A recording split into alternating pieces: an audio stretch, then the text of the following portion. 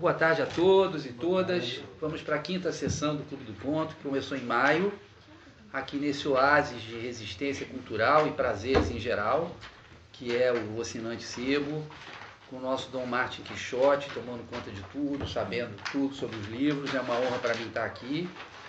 Muito obrigado pela vinda de vocês. Hoje a gente tem um Clube do Conto muito especial, né?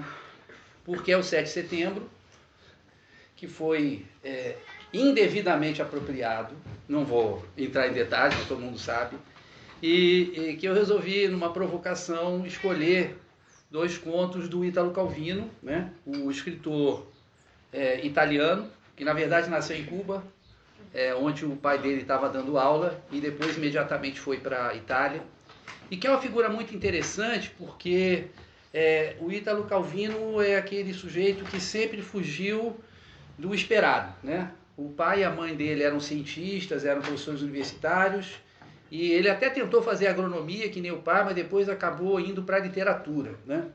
Ele, quando foi convocado durante a Segunda Guerra Mundial para servir no exército fascista, e ele foge, ele deserta, se junta à resistência nas montanhas, né? Se torna um partigiani, trabalha como, luta como partigiani, né, contra o fascismo, né?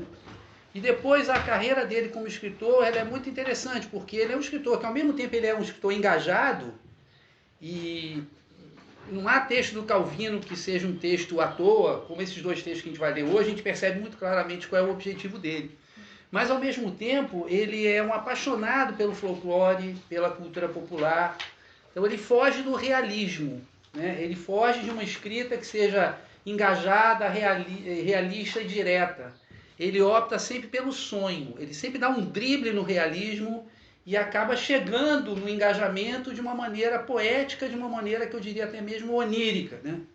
Então ele tem livros como Cidades Invisíveis, que o Marco Polo conta de cidades imaginárias. Imagina um sujeito escrevendo sobre cidades que ele mesmo imagina. Então, três cidades que ele imagina com nomes de mulheres, uma é nome de uma amazona.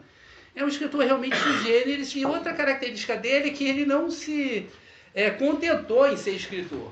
Ele trabalhou em editoras, então, durante muito tempo, ele selecionou textos, etc. E mais do que isso, ele funcionou como crítico literário. Então, é raro um escritor ser também crítico literário. Às vezes, você analisa um livro ou outro. Não, o Calvino, ele ousou escrever um livro, 6 propostas para o novo milênio.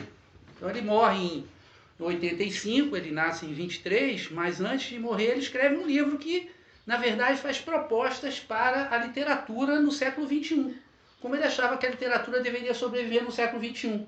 E uma das características dessa literatura, que está presente na toda a literatura do Calvino, e é muito gostoso ler o Calvino, é a leveza. O texto dele nunca tem pretensão, né? O texto dele nunca é um texto carregado. Ele era um sujeito extremamente erudito, né? A família dele, de cientistas, fez com que ele tivesse uma educação primorosa, uma educação não religiosa, né? Então, uma raridade. Ele nasce na Itália em 1923, mas ele não frequenta a igreja quando pequeno, ele não estuda numa escola religiosa, né? Ele era uma cabeça realmente incrível. Ele entra no Partido Comunista em 47, né? Quando ele tinha aí 23, 24 anos, mas quando há a denúncia dos crimes do Stalin em 56, ele sai do Partido Comunista, né? Ele abandona o Partido Comunista. Eu estou falando disso porque os dois textos que nós vamos ler hoje são textos da década de 50, quando ele tinha por volta de 30 anos, tem uma diferença de 2 anos entre os textos, e os dois foram publicados em órgãos do Partido Comunista, né? Então é bom a gente saber que são... Quer dizer, esses textos aqui são textos de combate. O Calvino acreditava que o combate que o artista faz deve ser um combate com arte, né? Então, um combate que parte do encantamento, da sedução do leitor, da leitora, né? Do onírico, da fantasia. Ele é muito marcado pela fantasia. Ele tem uma trilogia de romances que são todos fantásticos. O primeiro é o Visconde quebrado ao meio, o Visconde que toma um tiro e ele fica dividido em 2 metades. É incrível como esse livro é atual, foi escrito na década de 50, porque é aquela coisa de pensamentos dicotômicos, direita e esquerda, né?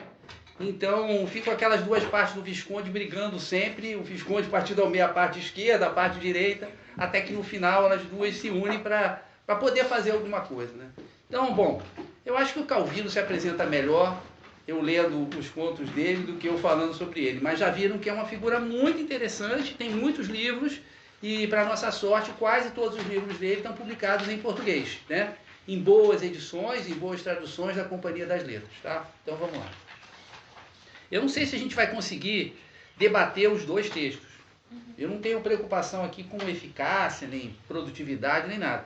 Se a gente ler e debater o primeiro e tiver tempo e vocês quiserem, a gente debate o segundo. Se não, tudo bem. Mas o primeiro a gente vai debater.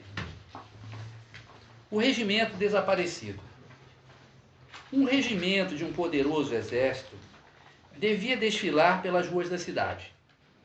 Desde as primeiras luzes da manhã, as tropas estavam enfileiradas no pátio do quartel em formação de parada. O sol já estava alto no céu, e as sombras se encurtavam ao pé das arvorezinhas mirradas do pátio. Sob os elmos lustrados havia pouco, os soldados e os oficiais pingavam de suor. O coronel, do alto de seu cavalo branco, fez um sinal. Rufaram os tambores, toda a fanfarra começou a tocar, e o portão do quartel girou lentamente sobre as dobradiças. Lá fora, espraiava-se a vista da cidade, sob um céu claro, cruzado de nuvens macias. A cidade, com as chaminés que perdiam rastros de fumaça, os terraços com os varais esticados e pregadores para se pendurar a roupa, os reflexos dos raios do sol batendo nos espelhos das cômodas, os cortinados para enxotar as moscas e que se emaranham nos brincos das senhoras que carregam um cesto, a carrocinha do sorveteiro com o toldo e a caixa de vidro para os picolés. E correndo rente ao chão, uma pipa com a rabiola de papel crepom vermelho que as crianças puxavam por um barbante comprido, que aos poucos subia e se aprumava contra as nuvens macias do céu. O regimento começara a marchar ao ritmo dos tambores, com o barulho das solas batendo no calçamento e das rodas das carriolas da artilharia. Mas ao se ver diante daquela cidade pacata, cordial, concentrada nos seus problemas, cada militar se sentiu indiscreto, inoportuno, e saltou aos olhos de todos que a parada era algo fora do lugar, destoante, algo que realmente podia ser dispensado. Um tambor, um tal de pré-guiobata, fingiu continuar o rufo iniciado, mas na verdade apenas roçou na pele do instrumento. Ouviu-se um tic-tac abafado, mas não só dele, geral, porque no mesmo instante todos os outros tambores tinham feito como o pré. Depois, os corneteiros tocaram um só solfejo de suspiros, pois nenhum deles soprava a fundo. Os soldados e os oficiais, dando olhadas constrangidas ao redor, paravam com uma perna no ar e depois a repousaram devagarinho e tomando a marcha na ponta dos pés. Assim, sem que fosse dada nenhuma ordem, a coluna longuíssima ia em frente, na ponta dos pés, com movimentos lentos e recolhidos, e um murmurante abafado tropel. Os encarregados das peças de artilharia, ao se verem ao lado daqueles canhões tão deslocados, foram subitamente invadidos por um sentimento de pudor. Uns quiseram ostentar indiferença, andar sem nunca olhar para as peças, como se estivessem passando ali por mero acaso. Outros se mantinham encostados nas peças o máximo possível, como para escondê-las, poupando às pessoas aquela visão tão desagradável e pouco civilizada. Ou então jogavam cobertores, mantas sobre os canhões, de modo a passarem despercebidos ou pelo menos não chamarem atenção. Outros, enfim, assumiam com os canhões uma postura de afetuosa zombaria, davam tapinhas na carreta, na culatra, apontavam para eles com um meio sorriso, tudo para demonstrar que não tensionavam servir-se deles para fins letais, mas só levá-los para passear como grotescas engenhocas grandes e raras. Esse confuso sentimento chegara também à alma do coronel Clério Lentuomini. Isso é a coisa mais difícil para mim ler o nome desse cara. Clério Lentuomini, que instintivamente abaixara a cabeça à altura da cabeça do cavalo.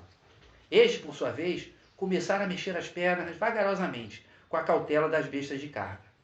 Mas bastou um momento de reflexão para que o coronel e o cavalo retomassem sua cadência marcial. Dando-se rapidamente conta da situação, Lentuomini lançou uma ordem seca. Passo de parada! Os tambores rufaram, depois começaram a bater em cadência. O regimento se recompusera depressa e agora ia em frente, pisando o terreno com agressiva segurança. Pronto, pensou o coronel, olhando de soslaio para suas fileiras. É um autêntico regimento em marcha. Na calçada, alguns passantes se detiveram, perfilando-se com uma parada, e olharam com jeito de quem gostaria de se interessar e até, quem sabe, se deliciar com tamanha demonstração de energia. Mas sentem dentro de si algo que não entendem bem, uma vaga sensação de alarme, e de qualquer maneira há coisas sérias demais ocupando a nossa cabeça para que a gente comece a pensar em espadas e canhões. Ao se sentirem olhados, a tropa e os oficiais foram de novo tomados por aquele leve, inexplicável constrangimento. Continuaram a marchar impertigados, em passo de parada, mas não conseguiam se livrar de uma dúvida que havia em seus corações, que era de estarem fazendo mal àqueles bravos cidadãos. O infante Marangon Remídio, para não se distrair com a presença deles, mantinha sempre os olhos baixos. Quando se marcha em colunas, as únicas preocupações são o alinhamento e o passo. Quanto ao resto, o pelotão pensa pela gente. Mas centenas e centenas de outros soldados faziam o mesmo que o infante Marangon. Aliás, pode-se dizer que todos eles, oficiais, alferes, coronel, avançavam sem nunca tirar os olhos do chão, seguindo a coluna confiantes. Assim, viu-se o regimento em passo de parada, fanfarra à frente, virar para um lado da rua, sair do terreno asfaltado, passar por cima de um canteiro dos jardins públicos e ir adiante decidido, pisoteando ranúnculos e lilazes.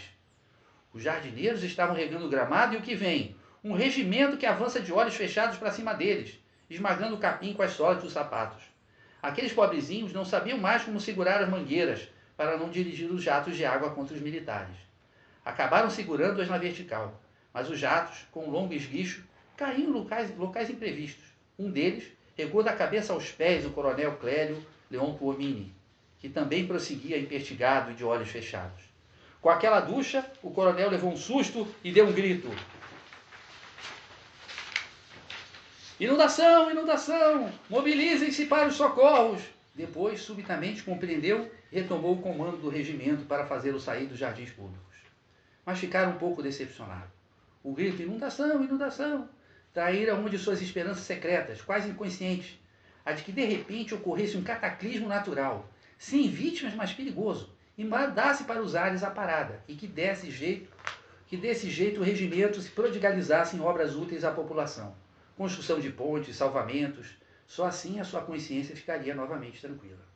Saindo do jardim público, o regimento foi parar numa outra zona da cidade, numa das largas avenidas onde estava combinado que ele desfilaria, mas num bairro de ruas menores, mais apertadas e tortuosas. O coronel resolveu que iria cortar caminho por essas ruelas, para chegarem à praça sem mais perda de tempo. Uma animação insólita reinava no bairro. Eletricistas, no alto de grandes escadas, regulavam as lâmpadas dos postes e levantavam e abaixavam os fios do telefone. Agrimensores da engenharia civil mediam as ruas com as fixas e os metros em rolo. Gasistas, armados de picaretas, abriam grandes buracos no calçamento. Colegiais em fila faziam um passeio. Pedreiros passavam-se tijolos ao voo gritando opa, opa! Ciclistas, dando longos assovios, transportavam escadas portáteis nas costas. E em todas as janelas das casas, empregadas empertigadas em cima dos peitoris, torciam panos molhados em grandes baldes e limpavam as vidraças. Assim, o regimento devia continuar o desfile por aquelas ruas tortuosas, abrindo caminho no emaranhado de fios de telefone, metros em rolo, escadas, buracos no calçamento, grupos de alunas assanhadas e pegando tijolos no ar. Opa, opa, opa! E se esquivando de panos molhados e baldes que, criadas emocionadas, deixavam cair lá embaixo, no quarto andar. O coronel Clélio Leon Tuomini teve de reconhecer que errara o caminho. Montado no cavalo, inclinou-se para um passante e perguntou: desculpe, sabe qual é o caminho mais curto até a praça principal? O passante, um homenzinho de óculos, ficou pensando um pouco. É uma volta complicada, mas se o senhor deixar que eu guie, levo por um pátio até a outra rua e o senhor ganha pelo menos 15 minutos. Todo o regimento poderá passar por esse pátio? Perguntou o coronel. O homenzinho deu uma olhada e fez um gesto indeciso. Pode-se tentar. E os precedeu entrando num portão. Debruçadas nos parapeitos enferrujados dos corredores externos, todas as famílias daquele prédio se esticavam para olhar no pátio o regimento, que tentava entrar com cavalos e artilharia. Onde fica o outro portão por onde se sai? Perguntou o coronel ao homenzinho. Portão? Perguntou o homenzinho. Talvez não tenha me explicado bem. É preciso subir até o último andar, e dali se passa para a escada de um prédio vizinho, cujo portão dá justamente para outra rua. O coronel queria continuar montado no cavalo, mesmo por aquelas escadas estreitas. mas 2 patamares mais acima, resolveu deixar o cavalo amarrado no corrimão e prosseguir a pé. Resolveram deixar também os canhões no pátio, e um sapateiro prometeu ficar de olho. O soldado subiu em fila indiana, e a cada andar abriam-se algumas portas e um menino gritava: "Mamãe, venha ver, os soldados estão passando, tem um regimento desfilando!" No 5º piso, para passar daquela escada para outra, secundária, que levava ao sótão, tiveram de andar um pouco pelos corredores que davam para o pátio. Cada janelão dava para um cômodo nu, com muitos colchões de palha, onde viviam famílias cheias de crianças. "Entrem, entrem", diziam os papais e as mamães para os militares. "Descansem um pouco, devem estar cansados. Venham por aqui que o caminho é mais curto. Mas o fuzil deixem do lado de fora, por causa das crianças, sabe como é?" Assim o regimento ia minguando enquanto percorria as passagens e os corredores. E naquela confusão, mais ninguém conseguiu achar o homenzinho que sabia o caminho. Anoiteceu e as companhias e os pelotões ainda continuavam a circular por escadas e corredores. No alto do telhado, empoleirado na cumeeira, estava o coronel Lempuomini. Vi estender-se diante de si a cidade espaçosa e transparente, com as ruas formando um tabuleiro de xadrez e a grande praça vazia. Com ele de gatinhas em cima das telhas, havia um batalhão de soldados, armados de bandeirinhas coloridas, pistolas com foguetes sinalizadores, faixas coloridas para emitir sinais. "Transmitam", dizia o coronel. "Depressa, transmitam. Zona impraticável. Impossibilitados prosseguir. Aguardamos ordens." Bom, para quem nunca veio ao Clube do Conto, agora o debate se dá de uma maneira extremamente simples, né? Cada pessoa escolhe uma palavra-chave, pode ser até uma expressão de 2 palavras e tal, e comenta essa palavra-chave, diz por que escolheu essa palavra, qual a relação que ela mantém com o texto, ou com qualquer outro comentário que vocês tenham a fazer, relacionar com outra coisa, não tem problema, é totalmente livre, tá? Não devem buscar uma palavra-chave que resuma todo o texto, porque isso não existe em texto literário, não é um texto de psicologia, nem de história, nem de, né? É um texto livre, então é aquilo que mais apelar à imaginação de vocês, ao interesse de vocês, tá?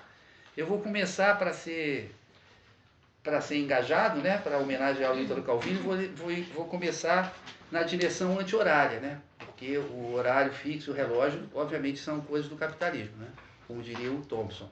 Então vamos começar aqui com a Júlia. Júlia, por favor. Aí eu peço, que eu não conheço o nome de todo mundo e nem todo mundo se conhece, que vocês repitam o nome de vocês antes de falar da palavra-chave, tá bom?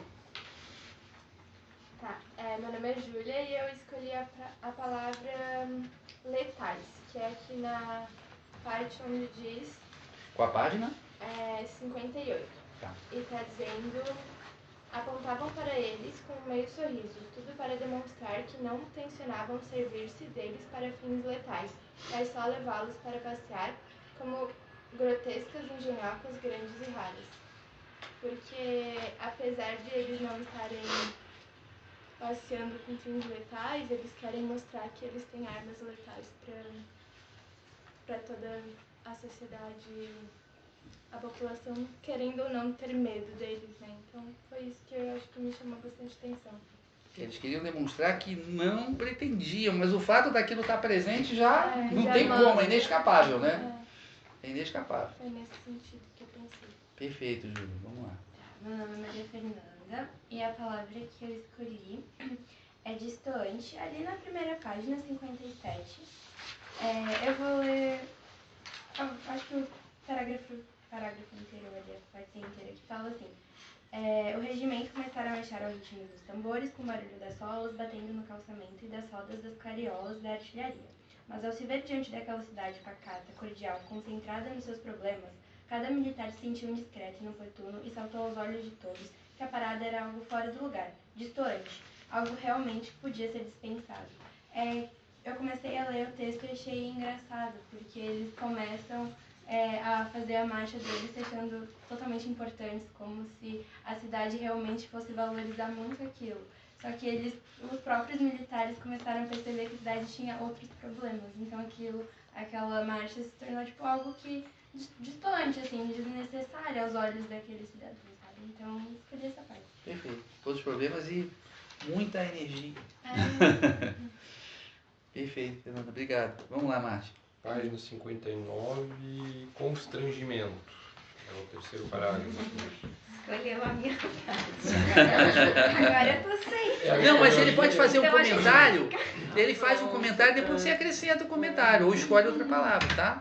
Você não é obrigado a escolher outra palavra. Você pode pegar a mesma palavra e acrescentar um comentário, se quiser, tá? Então vamos lá. Ao se sentir olhados, as tropas oficiais foram de novo tomadas por aquele leve e inexplicável constrangimento, né? Porque é uma situação... Enfim, né? Os coitados soldados eles só queriam marchar e chegar na praça, né? Aí daqui a pouco eles começam a olhar, mas veja bem, né? As pessoas não estão assim muito felizes com a nossa presença aqui, né? Com as nossas armas letais, as nossas grotescas engenhocas, enfim, o texto todo acaba sendo uma situação ridícula, né? Então, enfim, constrangimento eu acho que é uma boa palavra. É ótimo, Marte. Eu escolhi a mesma parte que ele leu, Qual é seu nome? Fernanda. Fernanda também, tá legal. Eu acho que é algo que tá em falta hoje em dia, né? Constrangimento. Percepção do ridículo. Tá Não. muito em falta. As pessoas nos constrangem, mas você se autoconstranger e perceber que não é a situação, não deveria fazer isso. Falta senso. Eu acho que quando falta empatia, eu acho que não existe constrangimento para as pessoas. É o que parece, né? Tá ótimo, Fernanda. Vamos lá. Meu nome é Cristina. Eu escolhi a expressão animação insólita. É que eu não tô com a mesma cópia de vocês. É um parágrafo que fala assim... O coronel resolveu que queria cortar caminho por essas ruelas para chegarem à praça sem mais perda de tempo. Uma animação insólita reinava no bairro. Eletricistas no alto de grandes escadas regulavam as lâmpadas dos postes e levantavam e baixavam os fios de telefone. Agrimensores, aí ele vai listando, né, as atividades que a população da cidade está fazendo. E me pareceu que nesse parágrafo... Está na página 60, no quarto parágrafo. No terceiro parágrafo é essa parte do coronel, depois a animação insólita é no quarto parágrafo. Tá? Isso, então uma animação insólita reinava no bairro. Esse parágrafo me parece assim, o ápice do contraste, do que é pessoas fazendo coisas úteis e eles inúteis ali, né? Então, tipo assim, da utilidade e inutilidade, porque tá todo mundo muito ocupado e muito vivendo a vida prática, né? E eles ali com essa palhaçada, né? Que, tipo assim, parecem como se fossem meio que crianças brincando, né? E até antes fala que algumas pessoas até queriam se interessar, né? Mas eles estavam... Não dava certo, eles tinham coisas mais sérias na cabeça, né? E aqui me parece o ápice desse contraste, assim. Ótimo, Cristina. Obrigado. Meu nome é Kelly e eu escolhi na página 59 Bravos Cidadãos, porque ele comenta assim: continuaram a marchar impertigados em passo de parada, mas não conseguiam se livrar de uma dúvida que havia em seus corações, que era de estarem fazendo mal àqueles bravos cidadãos. Eu escolhi uma frase, uma expressão diferente, mas mais ou menos pelos mesmos motivos da Cristina, assim. Por eles estarem se perguntando da sua utilidade ali, da sua importância e do quão imprestáveis talvez eles estivessem sendo naquele momento para a sociedade. Né? E aí, assim, é muito importante perceber que a palavra, né, no plural, cidadãos, ela só aparece aí uma vez no texto. Então ela é muito valiosa porque ela aponta para o fato de que esses militares, teoricamente, teriam como função, né, defender aquele povo. Mas que eles são totalmente estranhos ao povo e vice-versa, né?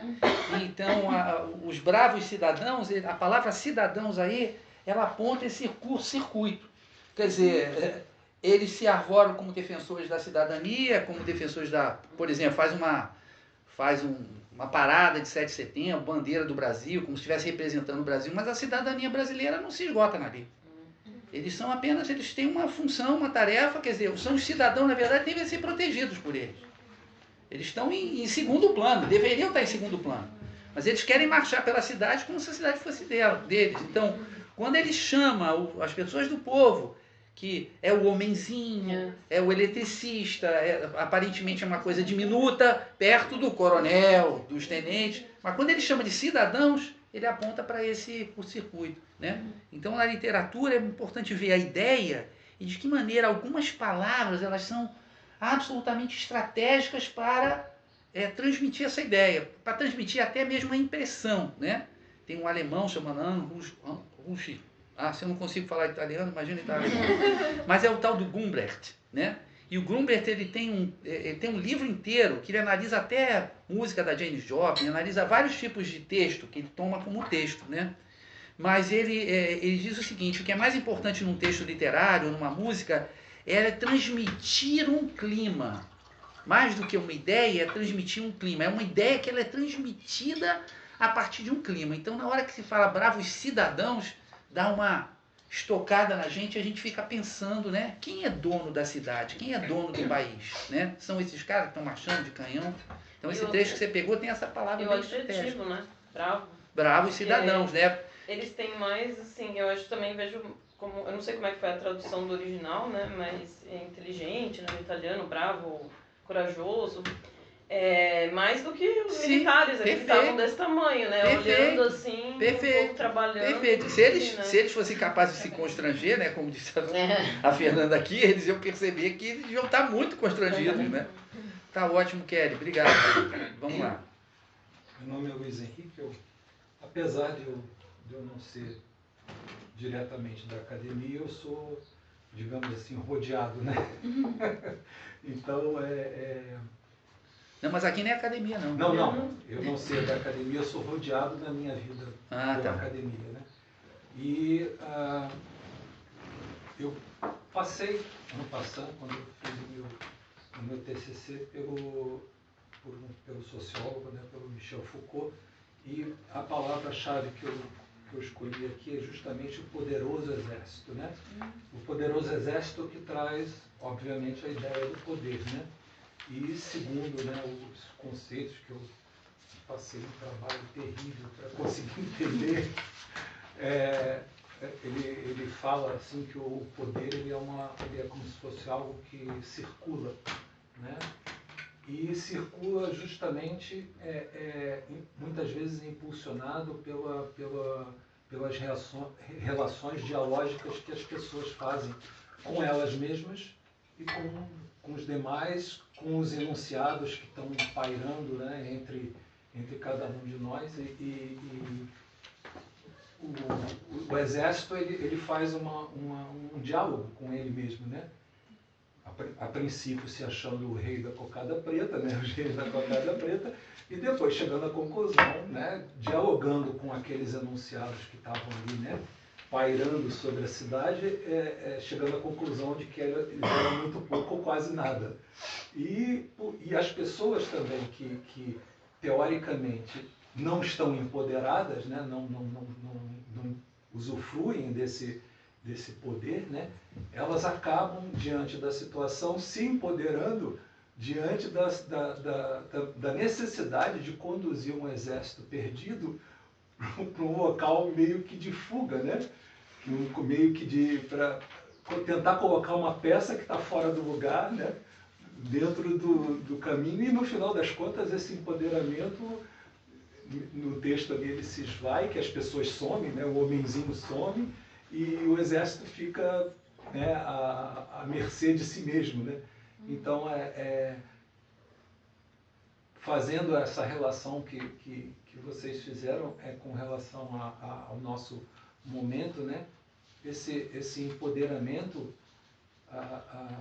são justamente esses enunciados, esses que são soltos e acabam encontrando eco em pedaços da nossa, se é que a gente pode dizer assim, da nossa personalidade, e a gente acaba, né, embarcando. A gente, estou falando de sociedade como um todo, né, embarcando, não, isso é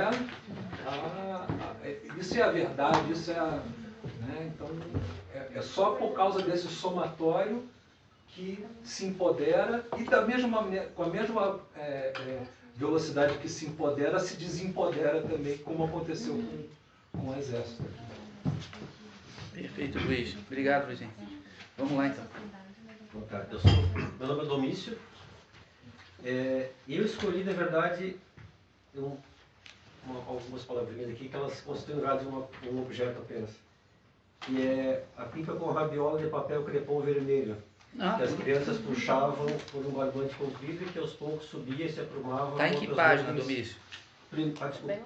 Primeira página, segundo parágrafo. Tá bom, mas sempre, Não, mas mesmo que final seja do fácil, mas a gente sempre tem que dizer para Eu esqueci colegas ali, que acompanhar. é na primeira linha. Tá bom, É o final do terceiro parágrafo, na verdade, na primeira Tá bom. página. tá certo. E por serem crianças, eu tive a impressão que elas estavam, como se fosse a bandeira delas. Assim, elas não tinham o poder de matar sobre a cidade, né? Não tinham exército, não eram poderosas, mas elas tinham aquele poder de inocência, né? Com a bandeirinha, uma pipa vermelha e tal, né? Que o exército não tinha uma bandeira, não tinha uma... Pelo que eu, né? Se eu furei, né? Mas assim, Não eu tem creio que eles não tinham nenhum adereço, né? Uma bandeira, sei lá, né?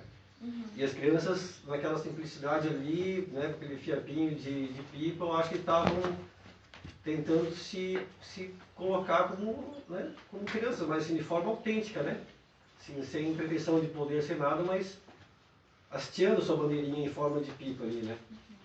Foi ótimo. A tropa do exército, ela não só não tem nenhuma bandeira, mas ela não tem nenhum objetivo.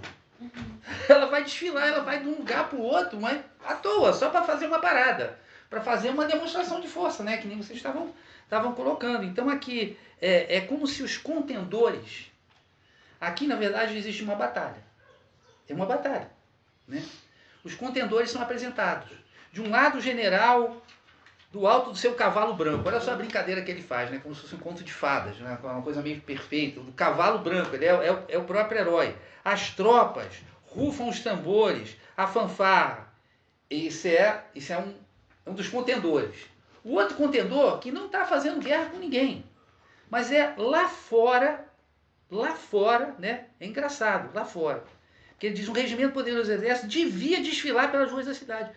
Quer desfilar, não tem propósito nenhum. Só desfilar. Não diz que é para a tropa se organizar, nem que é para fazer exercício, nem que é para treinar nada. É desfilar pelas ruas da cidade. Mas é um exército que não conhece a própria cidade. E, na verdade, eles vão chegar, ele faz um bairro, não sei o quê, é um bairro popular. Que aí é uma das coisas, os aspectos centrais do pensamento do Calvino, né? Ele gosta da cidade, das cidades americanas, a que ele mais gostava era Nova York. Que tem mais mistura, tem mais gente, tem bairros étnicos, tem bairro pobre, tem bairro negro, tem bairro judeu. Ele achava que isso aí é que era o verdadeira, a energia, né, real vinha daí. Então ele apresenta os contendores, fala assim, lá fora, como se fosse assim, dois, né? Não é lá fora, o exército já está fora também. Mas é do outro, como se fosse, do outro lado, de um lado nós temos fulano de tal, do outro é uma luta de boxe, né? Sendo que o exército quer se impor numa cidade que ele nem conhece, por isso ele se perde. Ele tem que admitir que se perde, ele não conhece. E a cidade não está nem aí para o exército, né? Mas ela tem uma dinâmica tão grande, tem uma vida tão grande como essa das crianças, né? Até as crianças sabem o que elas estão fazendo. Você bota a rabiola na pipa para a pipa voar melhor. O exército não sabe o que está fazendo, né? A não ser os exércitos que estão em guerra, nenhum exército sabe nunca o que está fazendo. A verdade é essa. Então, o pessoal que está lá desfilando no 7 de setembro. Obrigado, Domício. Vamos lá. Meu nome é Hugo. A palavra que eu escolhi foi inundação. Ah, que bom. Na página... Na página 60. Tá ok. Caracteriza bem o sentimento de tentar ser útil numa situação ali que eles são totalmente descartáveis e inúteis, né? Que foi... Aqui o texto fala, mas ficaram um pouco decepcionados. Grito inundação, traíram uma de suas esperanças secretas, quase inconscientes. E por aí vai. É um recorte do texto que ele tenta jogar um sentido de, como é que eu vou dizer, de utilidade para aquele exército, para aquele regimento. E do nada, assim, numa circunstância totalmente paralela, inútil, assim, inexplicável, e eles continuam sem sentido, assim, sem utilidade naquele contexto ali, do dia a dia da cidade, do coração da cidade, né, do bairro e tal, da Tentaram rua. achar uma musa inspiradora, né? Exatamente. Tipo assim, pô, agora vamos ser úteis, né, aqui nessa circunstância, mas mesmo assim não acontece nada. E a coisa continua. Tipo, só uma situação extrema, né? Tipo, tem que acontecer um cataclismo, né? Que Deus pra gente ter algum valor nesse momento. E além disso, demonstra a falta de habilidade, falta de capacidade, de treinamento do coronel para pensar o que está acontecendo. Eu me molhei, peraí, o que houve? Ah, tem um cara com a mangueira. Não, eu me molhei, para eu me molhar tem que ter um negócio, né? Ele não vê em torno, ele não consegue pensar onde ele está, o que está acontecendo, né? Ele vive lá trancado dentro do quartel. E ele só pensa de acordo com aquelas categorias, né? Ia ter a categoria inundação, ia ter incêndio, ia ter invasão de uma tropa estrangeira, nós estamos sendo atacados por não sei o quê. Ele devia ter meia dúzia de frases lá já prontas. E aí ele grita, inundação, inundação, inundação, não vê que tem um cara com a mangueira. Na verdade, eles vão na direção dos jardins, assim, sem perceber para onde eles estão indo. E aí você tem essa cena, né? Bem simbólica, que eles vão amassando, pisando, pisoteando as flores, né? Perfeito, Hugo. Vamos lá, querida, por favor. Bom, eu sou a Maria e eu escolhi a expressão olhos fechados, tá? No último parágrafo da página 59. Perfeito. Mas eu achei toda a frase muito simbólica, que é um regimento que avança de olhos fechados para cima deles, esmagando o capim com as solas dos sapatos. Eu achei isso muito simbólico porque mostra que eles não sabem de fato o que eles estão fazendo, para onde eles estão indo, e por isso eles podem simplesmente passar por cima de tudo e todos. Sim. E eu acho que isso traz um contexto histórico muito sensível, né? Por toda a história da humanidade, desde que existem exércitos, coisas catastróficas já aconteceram. Sim. Então eu achei essa frase bem simbólica mesmo. E é engraçado que afora os cidadãos, eles sempre caracterizam, né, Maria, como nesse trecho aqui, eles sempre caracterizam as pessoas normais com diminutivos. Sim. O homenzinho, que leva eles para subir, para sair pela cobertura. O pobrezinhos, que eram os jardineiros, nenhum deles tem pretensão a ser poderoso. Né? Eles são totalmente despretensiosos. Aí é prestar atenção em como a linguagem também, ela carrega esse significado, né? Ele bota os pobrezinhos aqui de propósito, tipo assim, eles não estão fazendo isso para confrontar o exército. Estava ali regando, né? Os ranúnculos e as lilazes e tal, e vem esse exército de loucos, passa por cima, né? Bom, a gente poderia continuar a discutir, né? Mas eu acho que se vocês quiserem, a gente pode passar para o segundo conto, só se vocês quiserem. O que vocês preferem, continuar a discutir esse ou ler o próximo? Sejam sinceros. Não falei minha palavra-chave, é só bater o olho aqui? Não, mas nem eu preciso falar minha palavra-chave, já falei tanta coisa. Não, deixa vocês falarem. Né? A minha palavra-chave é cidade, como eu já havia mencionado. Né? Ele acha a cidade um espaço rico e complexo demais para que um exército possa passar por cima dela. Né? Quer dizer, esse exército podia até vencer uma batalha num lugar isolado, numa planície, mas isso corresponde em termos militares. O objetivo militar mais difícil de ser conquistado é uma cidade. Você nunca conquista totalmente uma cidade. Vocês querem um exemplo que está aqui na nossa cara? Gaza. Os caras já bombardearam Gaza de tudo quanto é jeito, eles jogam bomba, tiro, tanque, não sei o quê, mas sempre tem um labirinto, sempre tem um túnel, sempre tem algum lugar que tem alguém, lá estão os prisioneiros e tal, o pessoal que está resistindo. Uma cidade era como se não pudesse ser conquistada, entende? Assim, conquistada totalmente, ela nunca é conquistada totalmente, que é a crença, ainda mais um bairro popular. Que é esse bairro de Labirinto, de Viela, que só quem vive ali que conhece, né? E que às vezes isso é utilizado negativamente, né? Por exemplo, os traficantes no Rio se estabelecem em favelas, né? Mas a cocaína não vem da favela, a arma não vem da favela. A favela é aquele labirinto, né? A polícia entra por um lado, eles saem pelo outro. Então é quase que impossível você policiar aquilo. E aqui é impossível por causa da riqueza. O exército aqui, ele é de uma simplicidade, de uma unilateralidade que contrasta com a fertilidade da cidade, né? Das dimensões da cidade. Então, acho que a palavra-chave, se eu tivesse que escolher uma, seria cidade. Mas não precisa escolher a palavra-chave, deixa pra lá. Você tem que escolher. Podemos passar para o segundo? Tá bom. Um general na biblioteca, que é o conto que dá nome a essa coletânea, tá? falando sobre a coletânea é maravilhosa de textos soltos que foram reunidos pela mulher dele, a Esther Calvino, né? Que falava que o Calvino escrevia o tempo todo. Tudo bem? Tudo bem? Ele chegava no lugar, se não tinha onde escrever, ele escrevia com guardanapo, escrevia na toalha, depois comprava a toalha do restaurante, o tempo todo saía fazendo. Então vamos lá. E aí tem uma coletânea de artigos soltos dele, publicada póstumamente, tá? Tem textos desde 1943 até o final da vida dele, tá? Tem textos de 40 anos da carreira dele. E alguns desses primeiros, como o General na Biblioteca e como o Regimento Desaparecido, são aquilo que ele chamava de raccontini, ou seja, pequenos continhos ou então pequenas narrativas, tá? Um General na Biblioteca. Saúde. Na Pandúria, nação ilustre, uma suspeita insinuou-se um dia nas mentes dos oficiais superiores, a de que os livros contivessem opiniões contrárias ao prestígio militar. De fato, a partir de processos e investigações, percebeu-se que esse hábito agora tão difundido, de considerar os generais como gente que também pode se enganar e organizar desastres, e as guerras como algo às vezes diferente das radiosas cavalgadas para destinos gloriosos, era partilhado por grande quantidade de livros, modernos e antigos, pandurianos e estrangeiros. O Estado-Maior da Pandúria se reuniu para fazer um balanço da situação. Mas não se sabia por onde começar, porque em matéria bibliográfica ninguém era muito versado. Foi nomeada uma comissão de inquérito, comandada pelo general Fedina, oficial severo e escrupuloso. A comissão iria examinar todos os livros da maior biblioteca da Pandúria. Ficava essa biblioteca num antigo palácio cheio de escadas e colunas, descascado e desabando aqui e ali.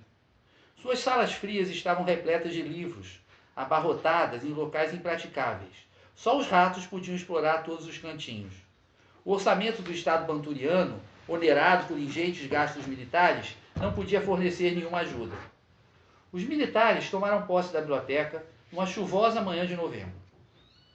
O general desceu do cavalo, baixo e gorducho, impertigado, com a larga nuca raspada, o senho franzido em cima do pincenê. De um automóvel desceram 4 tenentes, uns varapaus, de queixo levantado e pálpebras abaixadas, cada um com sua pasta na mão. Depois chegou um batalhão de soldados que acampou no antigo pátio, com mulas, bolas de feno, barracas, cozinhas, rádio de campanha e faixas coloridas de sinalização. Ele gosta de uma faixa colorida de sinalização, né? Puseram sentinelas nas portas e um cartaz proibindo a entrada, por causa das grandes manobras até que as mesmas se concluam. Era um expediente, para que a investigação pudesse ser feita em absoluto sigilo. Os estudiosos que costumavam ir à biblioteca toda manhã, encapotados, com cachecóis e bonés para não congelarem, tiveram de voltar para casa. Perplexos, perguntavam-se: mas como? Grandes manobras na biblioteca? Será que não vão desarrumar tudo? E a cavalaria? E será que também darão tiros? Do pessoal da biblioteca ficou apenas um velhinho, ao diminutivo, o senhor Crispino, recrutado para explicar aos oficiais o lugar dos livros. Era um sujeito baixotinho, com a cabeça careca parecendo um ovo, e olhos como cabeças de alfinete atrás de óculos de hastes. O general Fedina se preocupou, acima de tudo, com a organização logística, pois as ordens eram para que a comissão não saísse da biblioteca antes de ter concluído a investigação. Era um trabalho que exigia concentração e não deviam se distrair. Assim, providenciaram o fornecimento de víveres, umas estufas de quartel, uma provisão de lenha, a qual foram se juntar algumas coleções de revistas velhas, reputadas pouco interessantes. Nunca fez tanto calor na biblioteca naquele inverno.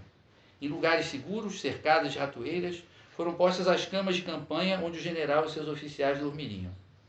Depois, procedeu-se à divisão de tarefas. A cada tenente foram designados determinados ramos do saber, determinados séculos de história. O general controlaria a classificação dos volumes e aplicaria carimbos diversos, dependendo se o livro fosse declarado adequado para ser lido por oficiais e suboficiais da tropa ou fosse denunciado ao tribunal militar. E a comissão começou o seu trabalho. Toda a noite, o rádio de campanha transmitiu o relatório do general Fedina ao Comando Supremo. Examinados um total de tantos volumes, retidos como suspeitos tantos, declarados adequados para oficiais e tropa tantos. De vez em quando, aqueles números frios eram acompanhados de alguma comunicação extraordinária. A solicitação de óculos para ler de perto, pois um tenente quebrara os seus, a notícia de que uma mula tinha comido um códice raro de Cícero que não estava em lugar seguro. Mas fatos de alcance bem maior iam amadurecendo, dos quais o rádio de campanha não transmitia notícias. A floresta dos livros, em vez de ser devastada, parecia ficar cada vez mais emaranhada e insidiosa. Os oficiais teriam se perdido se não fosse a ajuda do senhor Crispino. Por exemplo, o tenente Abrogati se levantava dando um pulo e jogava em cima da mesa o volume que estava lendo. Mas é inacreditável! Um livro sobre as guerras púnicas que fala bem dos cartagineses e critica os romanos. Precisamos denunciá-lo imediatamente. Diga-se de passagem que os pandurianos, ou sem razão, consideravam-se descendentes dos romanos. Com seu passo silencioso dentro das pantufas felpudas, o velho bibliotecário vinha se aproximando dele. Isto não é nada, dizia. Leia aqui ainda sobre os romanos o que está escrito. Também se poderá pôr isso no relatório. E isso, e mais isso. Ele submetia uma pilha de volumes. O tenente começava a folhear os livros, nervoso, depois ia lendo mais interessado, tomava notas e coçava a testa resmungando. Santo Deus, mas quanta coisa a gente aprende. Quem diria? O senhor Crispino andava até o tenente Luchetti, que fechava um tomo com raiva e dizia: essa não! Aqueles têm a coragem de expressar dúvidas sobre a pureza dos ideais das cruzadas. Sim, senhor, das cruzadas. E o senhor Crispino sorridente: deve-se fazer um relatório sobre esse tema. E posso lhe sugerir outros livros, no qual é possível encontrar mais detalhes. E jogava meia prateleira em cima dele. O tenente Luchetti se metia a lê-los de cabeça baixa e por uma semana o ouviam virar as páginas dos livros e murmurar: mas essas cruzadas, hein? Quem diria? No comunicado vespertino da comissão, o número dos livros examinados era cada vez maior, mas já não se relatava nenhum dado sobre vereditos positivos ou negativos. Os carimbos do general Fedina iam ficando ociosos.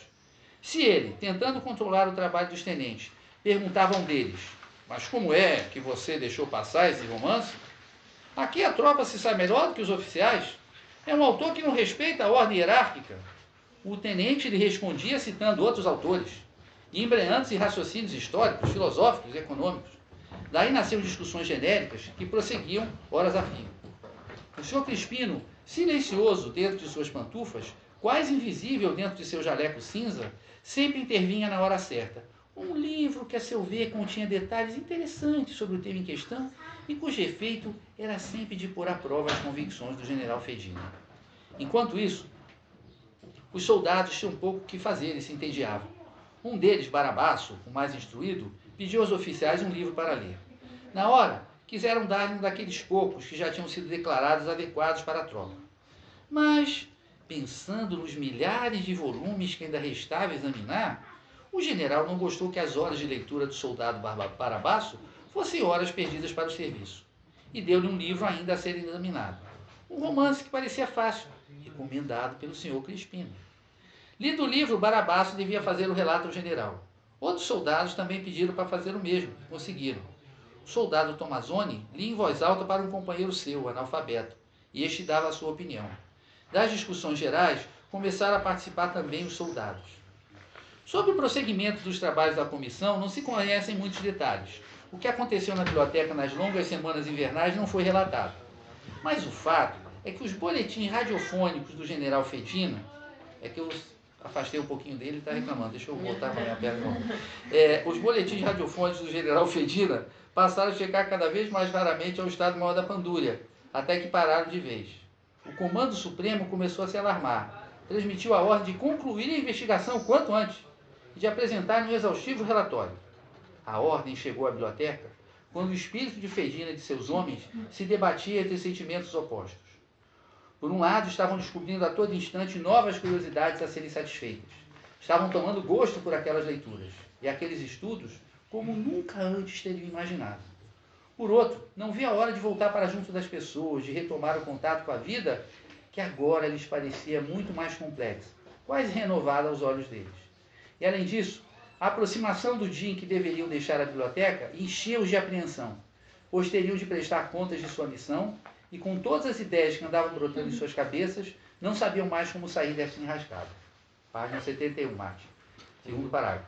De noite, olhavam pelas vidraças os primeiros brotos nos galhos iluminados pelo crepúsculo, e as luzes da cidade acenderem-se, enquanto um deles lia em voz alta os versos de um poeta. Fedina não estava com eles. Dera ordem para ser deixado sozinho em sua sala, pois devia redigir o relatório final. Mas de vez em quando se ouvia a campainha tocar, pim, e sua voz chamar, Crispino, Crispino! Não podia ir adiante sem a ajuda do velho bibliotecário. E acabaram se sentando à mesma mesa e redigiram juntos o relatório. Finalmente, numa bela manhã, a comissão saiu da biblioteca e foi entregar o relatório ao Comando Supremo. E diante do Estado-Maior reunido, Fedina expôs os resultados da investigação. Seu discurso era uma espécie de compêndio da história da humanidade, das origens aos nossos dias, no qual todas as ideias mais indiscutíveis para os bem-pensantes da Pandúria eram criticadas, as classes dirigentes denunciadas como responsáveis pelas desventuras da pátria, o povo exaltado como vítima heróica de guerras e políticas equivocadas. Era uma exposição um pouco confusa, com afirmações muitas vezes simplistas e contraditórias, como costuma acontecer com quem abraçou há pouco novas ideias. Mas sobre o significado geral não podia haver dúvidas. A Assembleia dos Generais da Pandúria empalideceu, arregalou os olhos, reencontrou a voz e gritou. O general nem pôde terminar.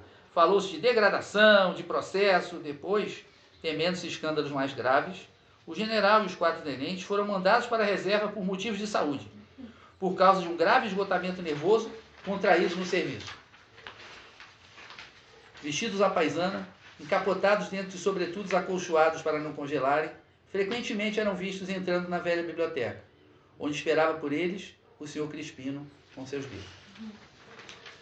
Só vou beber uma água antes da gente fazer a rodada, mas agora a gente vai começar ao contrário. Vamos começar pela Maria, tá? Ô, cara, vê se me libera, só vou beber uma aguinha, eu volto.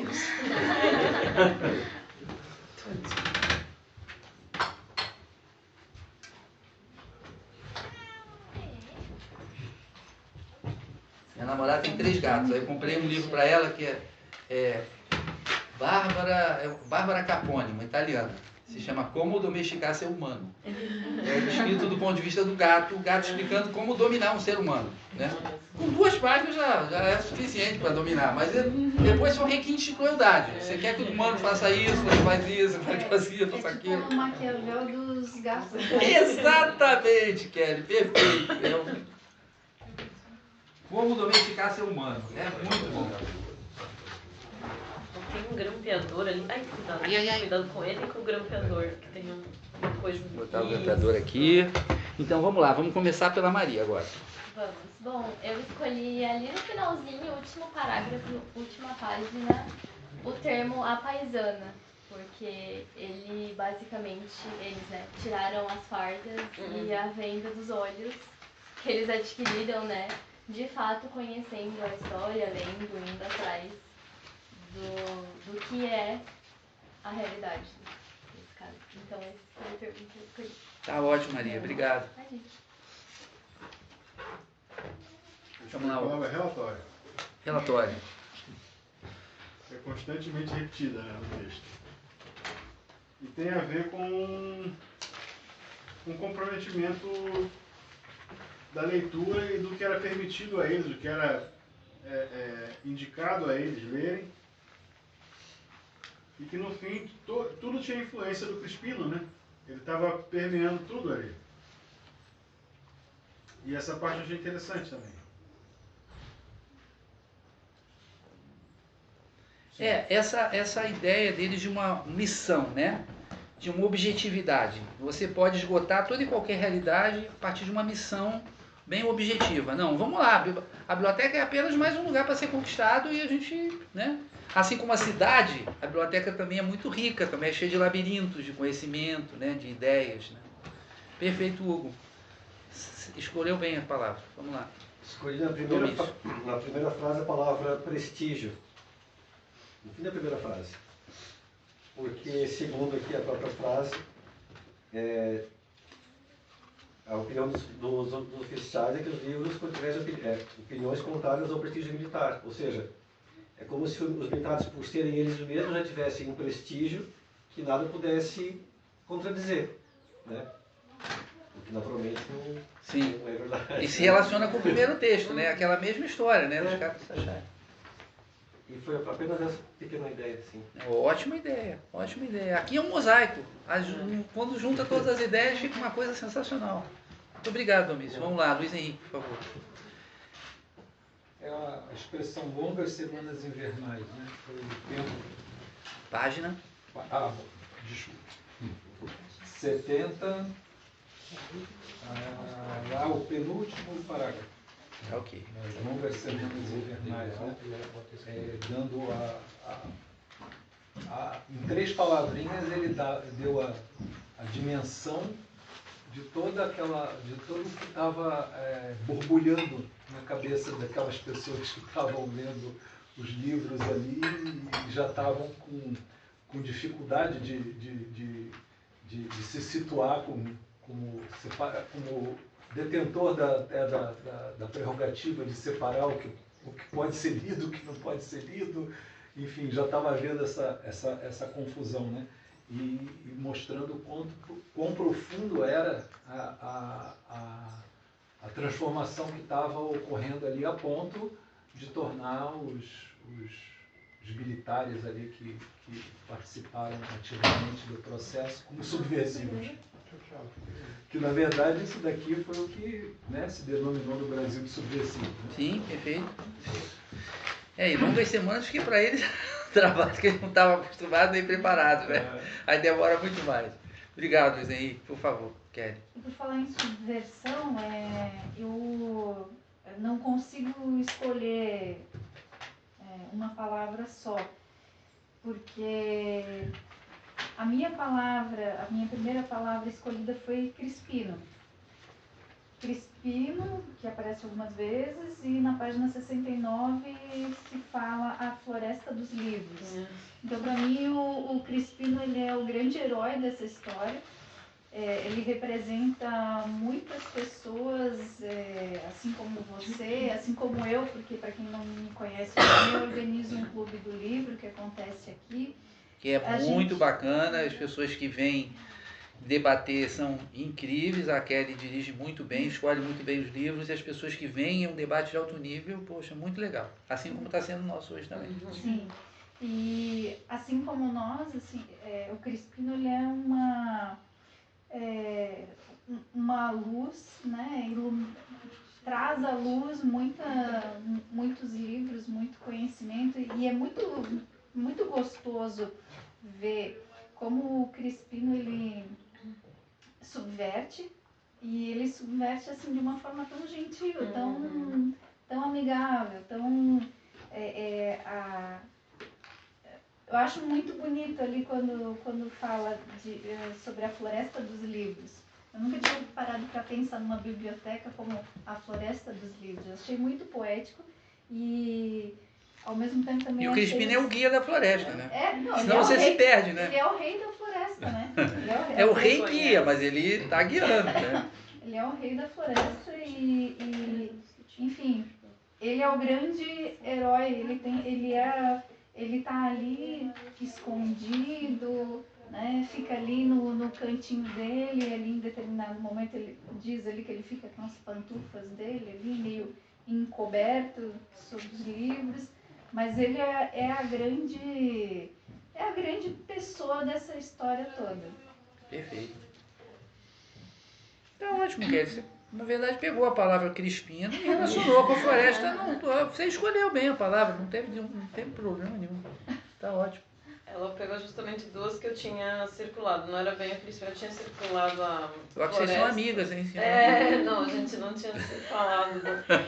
A Floresta dos Livros me pareceu também muito simbólico, né? Mas o que eu tinha escolhido, eu falei, não, eu acho que vou falar do Pantufas Felpudas, porque representa como que ele escolheu, né? Criar o Crispino, né? Ele é suave, né? A pantufa ela não faz barulho, ao contrário do que um exército faz quando chega pisando e marchando, né? Ele vai pisando com pantufas, ele vai... que é bem o oposto, essa coisa dos opostos da cultura e da ignorância, né? Então ele vai gentil, ele vai colocando, ele não vai impondo, não, você vai ter que ler isso aqui, ele foi percebendo, ele deu a chance do conhecimento e modificando a cabeça daqueles ignorantes, né? Porque assim como no conto anterior, o narrador ele mostra o exército como pessoas muito ignorantes, muito rudes, né? Muito é uma cabeça muito fechada, e o Crispino ele vai entrando na vida deles de forma suave, como eles eram obrigados, né, a analisar esses livros, a absorver esse conhecimento. Ele podia chegar e falar, tá vendo? É isso, né, gente? Vocês estão fazendo tudo errado. Não, ele falou, olha, mas tem mais esse aqui, tem esse outro livro aí, né?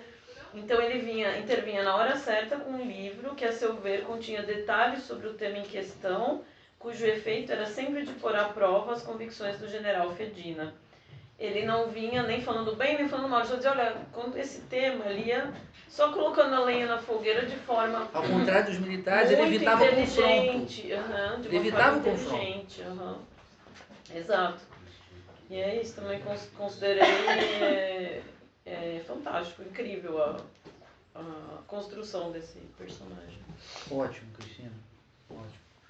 Fernando. O Martin está ocupado, então vamos passar primeiro para Fernando. Vamos lá. A palavra que eu escolhi está na página 70 e é convicções. E daí ali fala, né? Cujo efeito era sempre de pôr à prova as convicções de general Fedina. E eu acho que o texto mostra que a grande estrutura, que é o estudo... É no final do primeiro parágrafo. Isso. Mostra que a leitura, o que o Crispino fazia era realmente mexer com as convicções, né? Que eu acho que é isso que acontece quando a gente começa a ler ou estudar e pesquisar. Porque você lê uma coisa e fica, essa é a minha opinião, mas daí vem outra, e daí vem outra. Eu acho que é por isso que até no final ele ficou meio, meu Deus, tem muita coisa pra ler, e isso vai mexendo nas nossas convicções, assim. Então eu acho que o texto fala muito sobre isso, assim, sobre as nossas opiniões e como elas podem ir mudando com o nosso estudo, com a nossa leitura. E como muda, né? Muda sim. Obrigado, Fernando. Valeu. Vamos lá, Júlia. Eu também peguei na mesma frase que a Mafia tinha pego, que é pôr à prova, então, que é realmente isso que o Crispino fez com muita suavidade, com muita paciência, que nem as meninas falaram, e realmente mostrar como o estudo, o conhecimento vale a pena. E sem falar que pôr à prova, né, Júlia? Aí já é uma expressão mais de confronto. Quer dizer, aquelas ideias que o general tinha, para comparar com uma questão militar, elas eram vencidas por outras ideias. Colocadas à prova, né? Na hora da batalha das ideias, elas perdiam, porque isso eram ideias fracas, ideias sem sustentação, né? Ideias sem apoio, eram verdadeiros enganos, né? Então, pôr à prova também aqui é legal. Ótimo. Posso fazer uma junção de duas falas de vocês que eu achei legal? Você falou da pantufa. Pode, mas agora não. Primeiro roda todo mundo. Não, deixa rodar todo mundo, para depois a gente passar para... Porque tem gente que está esperando, né? Por exemplo. Você vai pular essa, Martin? Aí logo depois você, tá, Luiz Henrique? Só para dar agilidade, porque quem fica por último fica esperando. E aí você pode fazer um comentário que mate o comentário dele. Tá, a minha na página 70, discussões, né, que o contexto ali que um oficial repreende o outro, mas como assim tu deixou passar esse romance, né, porque aqui tem toda uma subversão da hierarquia. Primeiro parágrafo. Enfim, a hierarquia que é um valor central ali do exército, etc. E o que acontece é que começa aos poucos o Crispino, né, com as suas suaves pantufas, né, guiando eles pela floresta de livros, né, que era a minha palavra também. Enfim, essas discussões, essa literatura toda aos poucos começa justamente a subverter essa ordem, subverter essa hierarquia, subverter as próprias ideias muito certo e errado, verde e vermelho, né, o preto e branco. Então, discussões. Tá ótimo, Martin. Vai, Luiz Henrique, por favor. Quando ela falou ali das pantufas, né, ela falou da suavidade com a qual a pessoa que usa pantufas, ela pisa, ou seja, ela se mexe sem fazer muito barulho, mas vai fazendo o seu caminho. Deslizando. Né? Você vai pisando, né? Assim. E ela falou das convicções que vão mudando, e as convicções que vão mudando, elas muitas vezes essas mudanças são provenientes de processos conflituosos dentro de nós, né? Mas aí eu já estava... É o trecho literário, é para a gente viajar mesmo. E essa figura como é que é o nome dele? Crispino, Essa figura do Crispino de pantufa eu juntei as duas falas e pensei da pessoa que está vivendo, modificando suas convicções, porém de uma maneira confortável, porque ele está usando pantufa. Sabe, aí eu dei uma viajada assim, né, nesse sentido. Ele está de pantufa e a pantufa oferece um conforto para ele. E essa pantufa eu enxerguei a imagem dela ser constituída por todo aquele acervo que cerca ele.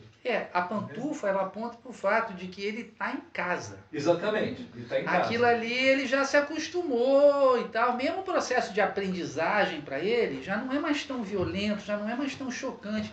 Exatamente. Porque ele já aprendeu a aprender. Ele já aprendeu a ter uma convicção e dizer, não, mas peraí, tem esse livro aqui? Não, então agora isso aqui está errado. Né? Ele aprendeu isso. Fala, que vai de encontro àquilo que você falou do general ali, né? Sim, o general só tem palavra de ordem. Pau. E aí para aquilo que está nos livros vai e bate de frente com o general. Sim. Não, e eles continuam indo, continuam procurando. Não só aquelas verdades que eles já tinham, mas eles vão procurar, continuam indo à biblioteca, né? É um desejo de saber, que é outra característica do Ítalo Calvino, o valor que ele atribui à cultura. Kelly, por favor. Eu ia comentar sobre isso, né? Que às vezes a gente pensa assim, poxa, a ignorância às vezes é uma bênção, né? Porque pensar demais às vezes também cansa. E aí, porque daí eu fiquei pensando nesses soldados, nesse pessoal ali que foi lá na biblioteca. Eles não conseguiram mais retornar para a vida deles, eles não conseguiram deixar passar desapercebido tudo aquilo que eles aprenderam, eles se transformaram, né? É um caminho sem volta, né? É um caminho sem volta, a exatamente. informação e... Exatamente, então... Não conseguiram e não poderiam, né? Porque eles foram afastados definitivamente. Foram afastados porque eles não conseguiram mais se encaixar. Né? Mas eles podiam ser afastados e ficar pescando em Araguaia. Eles foram lá, continuaram indo na biblioteca. Exatamente, mas se eles tivessem sido afastados e tivessem ido pescar, provavelmente eles não teriam sido transformados como eles foram. Sim, foram. Assim como nosso amigo Caputino foi transformado. Caputino está com 2 em 1. Encosta de um lado na ajuda e o outro encosta em mim. Olha só. Sem vergonha. Enfim, só isso que eu queria comentar, assim, sobre como eles não conseguiram mais voltar à vida de antes, eles foram transformados. Ninguém consegue. E, a propósito disso, pegando um gancho, que eu estava lendo esse conto, eu lembrei de uma frase que eu não lembrava muito bem como ela era, eu levei um tempo botando no Google, mais ou menos assim, e eu descobri até que ela é de Etienne Laboetie. É uma frase que fala: os livros dão aos homens, mais que qualquer outra coisa, o sentido e o entendimento para reconhecerem e odiarem a tirania. Então, eles se alimentaram com tantas informações que eles não iriam conseguir voltar para aquela estrutura, né, que é... Porque se a gente pensar, né, no começo do conto, os livros continham opiniões contrárias ao prestígio militar, né? Eu não sei bem o contexto, mas acho que no contexto do Ítalo Calvino, ele passou por regime militar, né? Se eu não me engano, do Mussolini, ele teve que lutar, né, contra a ditadura fascista. Isso. Né? E com presença dos alemães na Itália também. Então, esse modelo que ele tinha, né, do militar, para eles o conhecimento era contrário, né, aos interesses, né? Então, pensar nos militares forjados num contexto desse, que de repente entram em contato com a cultura, o que eles se transformaram, é isso que a Kelly falou, seria insuportável voltar para a mesma estrutura, continuar fazendo a mesma coisa. Né? E aí os 2 exemplos que ele pega, pedindo licença ao Marte, que é historiador, eu não sou, ele pega o primeiro exemplo das guerras púnicas. Né? A grande inimiga de Roma na antiguidade, o único poder que se contrapôs a Roma na antiguidade, Roma teve que fazer várias guerras, né? Foram os fenícios, em Cartago, né? Uma colônia cartaginesa, né? Uma colônia fenícia chamada Cartago. Tanto que tinha um senador romano que ele terminava os discursos sempre dele, delenda Cartago. Temos de destruir Cartago. E quando os romanos conseguiram destruir Cartago, eles arrasaram a cidade toda e salgaram o solo. Então, quando ele usa o exemplo das guerras púnicas, que é exatamente as guerras contra Cartago, ele está falando do nacionalismo do exército. E o outro exemplo que ele usa, das cruzadas, ele está falando da religião católica. Então ele pega as duas maiores armas da direita, que são o nacionalismo e a igreja. Vide o que está acontecendo na nossa pandúria aqui, né? Que é nacionalismo, bandeira do Brasil, e igreja evangélica. Não é mais católica, mas evangélica. Né? Porque o nosso catolicismo melhorou. E aí pronto, veio logo outro tipo de religião para priorar as coisas. Né? Então ele usa dois exemplos que são centrais. Os exemplos que ele usa são exatamente para dizer, ó, essas duas ideologias aqui a gente tinha que desarticular. Mas eu vou para a minha palavra-chave. Minha palavra-chave era pantufa. Tá? Mas eu fiquei muito feliz que a Cristina tivesse roubado, porque ela analisou tão bem, depois vocês complementaram tão bem, que eu não fiquei chateado. Mas a palavra-chave que eu vou usar está na página 71, no segundo parágrafo. Que na verdade é uma metáfora que perpassa o texto todo. De noite olhavam pelas vidraças os primeiros brotos. É a primavera. O longo inverno, eu morei um ano na Inglaterra. Então, assim, o inverno não é o frio. O inverno é a escuridão. Inverno para nós do Brasil é só o frio, mas não é escuridão. Mas inverno na Europa é escuridão. 4 horas da tarde estava escuro na Inglaterra. Quando era 10h30 da manhã, que sentia que a claridade tinha... Então era de 10h30 da manhã até 4 da tarde, que tinha um pouquinho de luz. O sol eu nunca via, só sua ilustração, ver o livro do Van Gogh, qualquer... Não via sol, mas não via ali na pau. Então, inverno na Europa é escuridão, né? É essa escuridão, esse longo inverno é da ignorância. E quando ele fala, né? De noite olhavam pelas vidraças os primeiros brotos nos galhos iluminados pelo crepúsculo, né?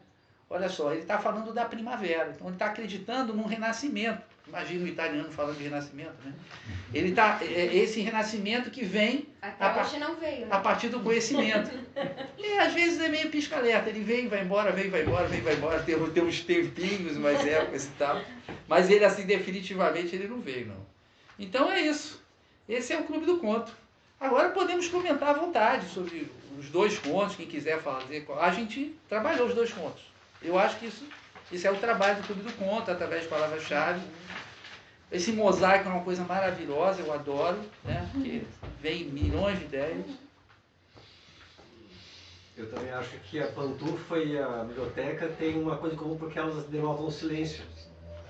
Ninguém vai de salto na biblioteca. Ou se vai ter um carpezinho ali para amenizar um pouco. Né? E a outra coisa que ele fala, que as salas... em casa, então assim, eu não vou bagunçar minha casa. Sim. Né? E a outra coisa que ele fala é que as salas da biblioteca são frias. Ele fica falando do frio da biblioteca. O frio. Quer dizer, o calor da biblioteca, ele vem só do fogo das ideias. Da apropriação daqueles livros e transformar aquilo em realidade, em mudança.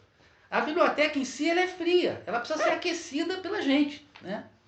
Tanto que tem um trecho que fala que a biblioteca nunca esteve tão quente. Mas é quando os militares primeiro botam fogo, tudo, fazem a fogueira.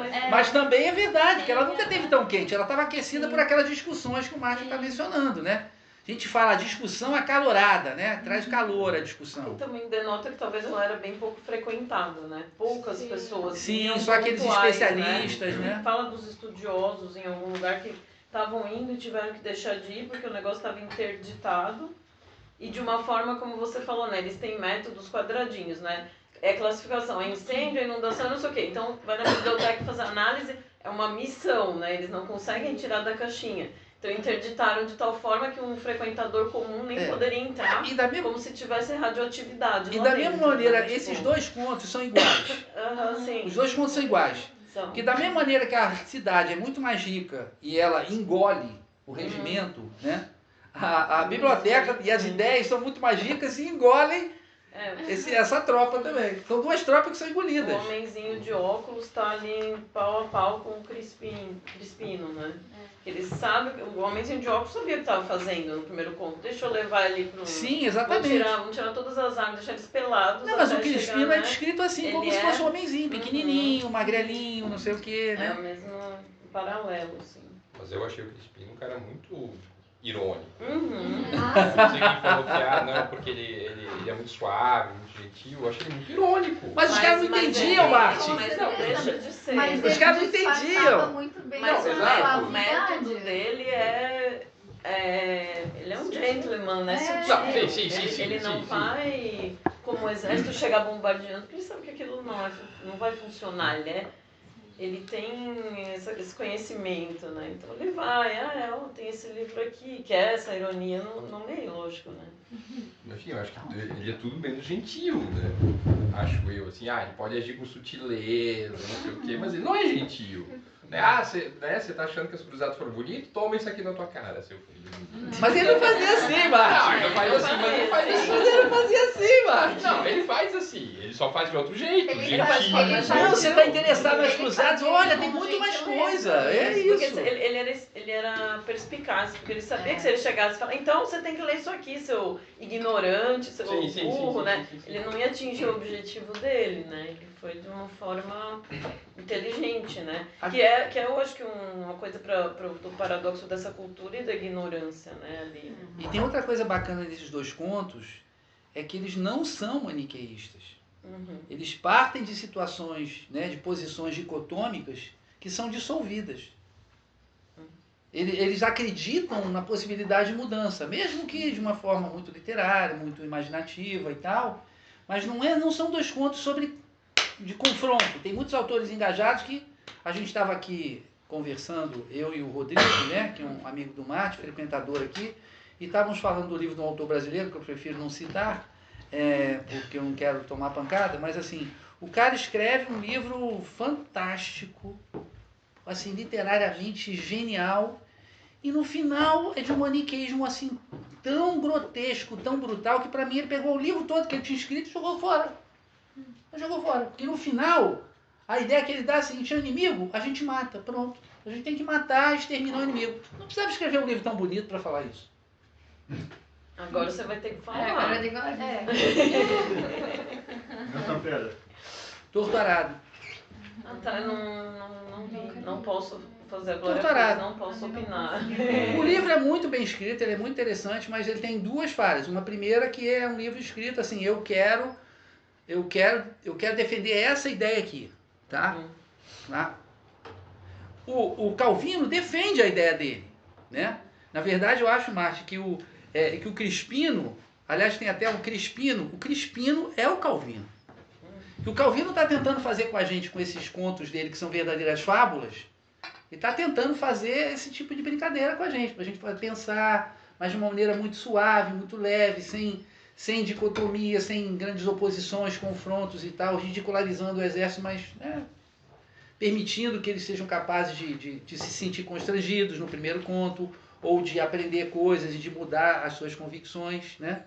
O Calvino e o Crispino são muito semelhantes, né? Eu acho. Eles têm um papel muito, muito semelhante. Mas o Torturado é um livro muito interessante e tal. Claro, tem uma simpatia por isso, aquilo, mostra toda a questão agrária no Brasil, a violência da questão agrária, entendeu? Contra os negros, os índios. Estou batendo palma para ele, tá ótimo. Muito bem. Tá super legal, tem uma trama muito interessante, família, duas irmãs, uma irmã que fica muda, não vou contar como. Mas quando chega no final, eu falo assim, para isso? Bom, vocês leiam e tirem as conclusões de vocês, é um livro que vale a pena ler, de qualquer maneira, ele sempre vale a pena ler, mas que me decepcionou no final, só no final. No próximo Clube do Conto, a gente vai difundir. Não, mas a gente não... mas aí teria que ser o Clube do Romance, né? Mas o Ítalo não tem conta. O Ítalo não. O Calvino. Não. O Itamar tem. Ele tem. Dona Mara, Ele tem contos, são muito bons. Tem contos, são muito bons. Tem. Mas A gente pode, no eu não futuro, li pegar um nada conto dele. Ainda não... dele, né? Não escalei. Eu sabia que ele tinha um romance, né? Mas acho que Não, ele tem não lembro se ele tem um lançou volume o de segundo. contos. Tem um segundo romance que chama Salvar o Fogo, mas eu não li nenhum nem Ele tem um outro. volume de contos. Ele tem um volume de contos bem legal. Eu não li nenhum nem outro. Eu tinha um outro clube do conto lá no Rio. E a gente até leu um dos contos do Itamar. Né? Até leu. Mas que bom, que clube do conto bacana hoje. Legal. Então, quem não tiver ainda seu nome no Clube do Conto, quiser receber as notícias do clube e os textos, é só me passar o e-mail, tá? Só me passar o e-mail. Meu e-mail é pode passar para o Márcio, ou então meu e-mail é marcosalbrito@gmail.com, tá? Tem aqui Um folhetinho de coisa anterior. Bom, já tem, Luiz Henrique tem. Então é isso, gente. Muito obrigado. Ah, meu Deus, como eles são faladores.